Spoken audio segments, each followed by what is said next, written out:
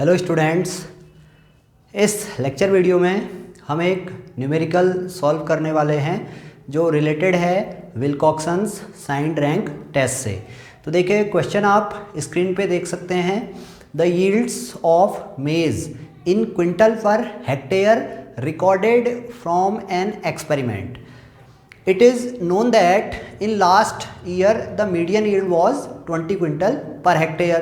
The observations are 17, 19, 21, 22, 16, 15, 23, 18 and 24.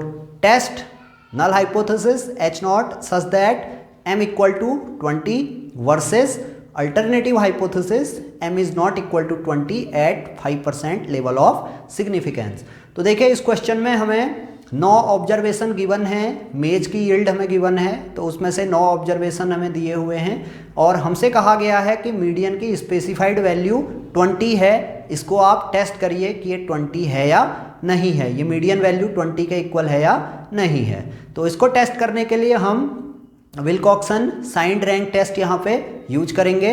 तो देखिए हमें उसका प्रोसीजर पता है, हमने जो लास्ट लेक्चर है उस लेक्चर में विल्कॉक्सन साइंड रैंक टेस्ट को डिस्कस किया था, उसके प्रोसीजर को डिस्कस किया था और दोनों केस जहाँ पे n less than equal to 30 होगा और n ग्रेटर देन 30 होगा, दोनों केसेज में कैसे हम टेस्ट को परफॉर्म करते हैं वो डिस्कस किया था। तो उस लेक्चर वीडियो का लिंक आपको हमारे डिस्क्रिप्शन सेक्शन में मिल जाएगा, प्लीज़ वहाँ से आप उसे एक्सेस कर लेंगे। तो आइए इस क्वेश्चन को हम सॉल्व करते हैं। तो क्वेश्चन सॉल्व करने के लिए देखिए मैं ऑब्जर्वेशंस नोट करता हूँ। मेरे पास जो ऑब्जर्वेशंस हैं, एक्सरसाइज पहला ऑब्जर्वेशन है 17, दूसरा ऑब्जर्वेशन है 19, देन 21, 22, 16, देन 15, 23, 18 एंड 24। तो ये 9 ऑब्जर्वेशंस हमें गिवन है। अब जो हमारी नल हाइपोथेसिस है, नल हाइपोथेसिस यहाँ पे है H not such that m is equal to 20 versus H1 such that m is not equal to 20। तो कैसे इसको सॉल्व करते हैं, इस प्रॉब्लम को कैसे हम टेस्ट करेंगे। तो हमें ऑब्जर्वेशंस गिवन है। देखिए फर्स्ट स्टेप में हमने क्या करना है, डिफरेंसेस कैलकुलेट करने हैं। तो DIs हम निकाल लेते हैं। तो DIs यहाँ पे होगा, देखिए DIs को हम डिफाइन कर सकते हैं, DI is equal to XI minus median, specified value of median which is given as 20। Median yield हमें गिवन है 20। तो हम ये डिफरेंसेस कैलकुलेट करते हैं। तो फर्स्ट जो डेविएशन होगा वो 17 minus 20 that is minus 3, then 19 minus 20 minus 1, then 20 minus 21 which is plus 1, then plus 2, then 16 minus 20 that is minus 4, then 15 minus 20 minus 5, then 23 minus 20 that is plus 3, then 18 minus 20 which is equal to minus 2, then plus 4। तो ये हमारे deviations आ गए हैं। अब हमने क्या करना है, इन डेविएशंस को असेंडिंग ऑर्डर में अरेंज करना है। तो असेंडिंग ऑर्डर इनका क्या होगा, यहाँ पे हम नोट कर लेते हैं असेंडिंग ऑर्डर। तो असेंडिंग ऑर्डर में देखिए कुछ डेविएशंस का जो मैग्नीट्यूड है वो इक्वल है, तो हम उसे उसी सीक्वेंस में लिखेंगे। तो जो मिनिमम ऑब्जर्वेशन, मिनिमम मैग्नीट्यूड है डेविएशन का वो है 1, फिर से हमारा 1, देन 2, फिर से 2, then 3, then again 3, then 4, then 4 and 5। तो टोटल डेविएशंस मैग्नीट्यूड के टर्म्स में अपने असेंडिंग ऑर्डर में अरेंज कर लिए हैं। तो अब हमने क्या करना है, इनकी रैंकिंग करनी है। तो रैंकिंग करने के लिए देखिए यहाँ पे हमारे ऑब्जर्वेशंस कुछ हमारे टाई हो रहे हैं रैंक। यहाँ पे 2 ऑब्जर्वेशन, जो फर्स्ट 2 ऑब्जर्वेशन है इनके बीच में रैंक टाई होगी, फिर अगले 2 ऑब्जर्वेशन है उनके बीच में रैंक टाई होगी। तो कैसे हम रैंकिंग करते हैं वो आप समझिए।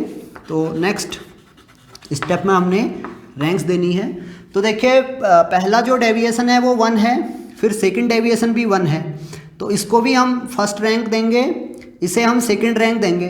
है ना, जो सीक्वेंस है, सीक्वेंस में इस ऑब्जर्वेशन को फर्स्ट रैंक मिलनी चाहिए, इसको सेकंड रैंक मिलनी चाहिए, लेकिन दोनों डेविएशन क्या है, सेम है। तो हम क्या करेंगे, जो 2 रैंक इन्हें अलॉट हुई है उनका मीन इनको अलॉट करेंगे, यानी इसको हमने फर्स्ट रैंक दी, इसे सेकंड रैंक दी, तो इन दोनों को हम क्या करेंगे, इक्वल रैंक देंगे। इक्वल रैंक यानी मीन रैंक इन्हें अलॉट होगी। मीन रैंक होगी 1 + 2 divided by 2, that is 3 divided by 2, that is 1.5। तो फर्स्ट ऑब्जर्वेशन को भी 1.5 की रैंक और सेकंड वन को भी 1.5 की रैंक। इसी तरह से अब जो नेक्स्ट ऑब्जर्वेशन है, देखिए हमारी रैंकिंग 2 तक हो चुकी है। अब जो ये है 2, इसको हमारा थर्ड रैंक होना चाहिए रूल के अकॉर्डिंग, और इसको फोर्थ रैंक होनी चाहिए सीक्वेंस में। लेकिन ये दोनों ऑब्जर्वेशन क्या हैं, सेम है, इक्वल है, तो यहाँ पे रैंक क्या हो रही है, फिर से टाई हो रही है। तो इनको हम क्या करेंगे, इक्वल रैंक देंगे। तो इक्वल रैंक क्या होगी, 3 + 4 divided by 2, that is 7 divided by 2। तो इस ऑब्जर्वेशन को भी 3.5 की रैंक, इसको भी 3.5 की रैंक। इसी तरह से अब देखिए नेक्स्ट ऑब्जर्वेशन, यहाँ पे रैंकिंग हमारी कहाँ तक हो गई है, 5 और 6। ये रैंक इनको सीक्वेंस के अकॉर्डिंग मिलनी चाहिए थी, लेकिन ऑब्जर्वेशन क्या है, डेविएशन क्या है, दोनों इक्वल हैं। तो इनको 5 और 6 की मीन वैल्यू हम अलॉट करेंगे। तो 5 और 6 की मीन वैल्यू क्या होगी, 5 और 6 की मीन वैल्यू होगी 11 डिवाइडेड बाई 2, डेट इज 5.5। तो इस 3 को भी 5.5 और इसे भी 5.5।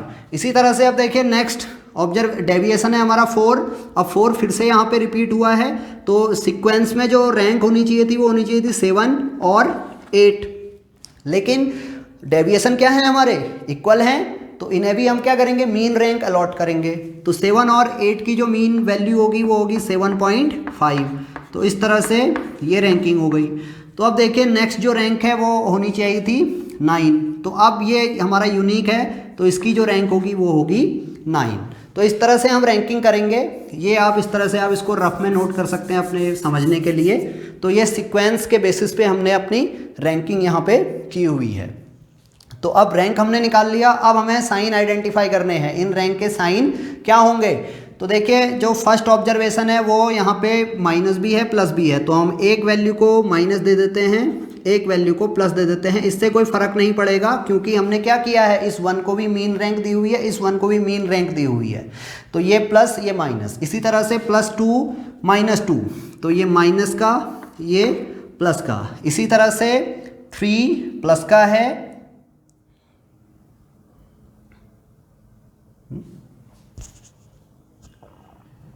और 3 माइनस का है। तो 3 + 3 माइनस, तो ये माइनस और ये प्लस। इसी तरह से हमारा जो फोर्थ डेविएशन है, डेविएशन ये भी हमारा 2 बार है, एक बार माइनस का है, एक बार प्लस का है। अब जो 5 है, ये 5 देखिए हमारा माइनस का है, तो इसको हम नेगेटिव साइन अलॉट करेंगे। तो इस तरह से हमने साइन अलॉट कर लिए, तो ये हमारी रैंकिंग हो गई। ये पूरा प्रोसीजर हमारा हो गया। अब नेक्स्ट प्रोसीजर में हम कैलकुलेट करेंगे T positive and T negative. तो देखिए यहाँ पे T पॉजिटिव क्या होगा, sum of positive ranks. Sum of positive ranks means +1.5 +3.5 +5.5 +7.5। तो ये होगा 1.5 +3.5 +5.5 +7.5। तो ये वैल्यू जब हम कैलकुलेट करेंगे तो ये होगा आपका 1.5 + 3.5, that is 5.0, 10.5, then 10.5 + 7.5, that is 18।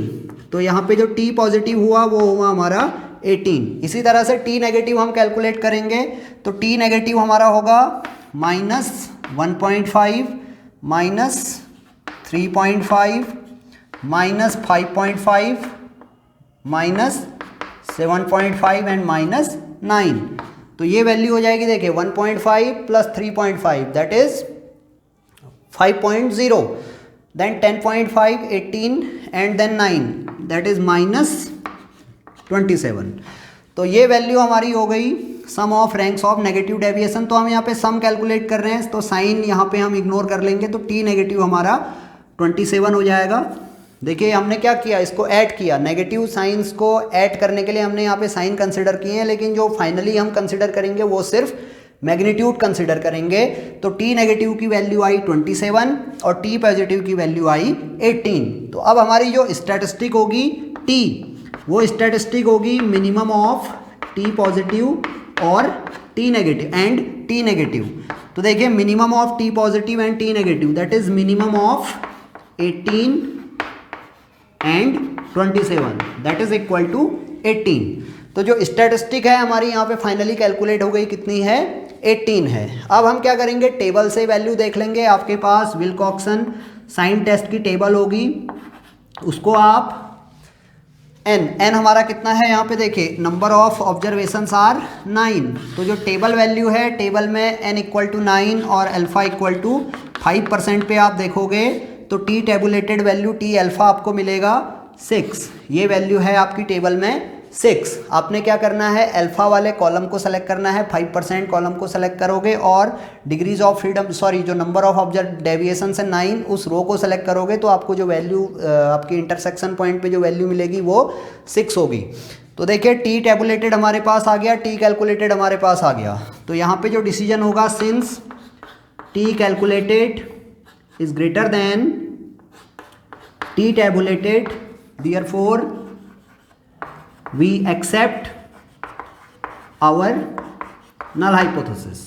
तो हमें क्या करना है, यहाँ पे अपनी null hypothesis को एक्सेप्ट करना है। तो कंक्लूजन क्या आ जाएगा कि जो मीन यील्ड है वो इस साल भी क्या है 20 क्विंटल पर हेक्टेयर है। इस तरह से हम अपनी प्रॉब्लम को यहाँ पे सॉल्व कर सकते हैं। तो ये था application of Wilcoxon signed rank test. I hope कि आपको ये सॉल्यूशन समझ में आया होगा।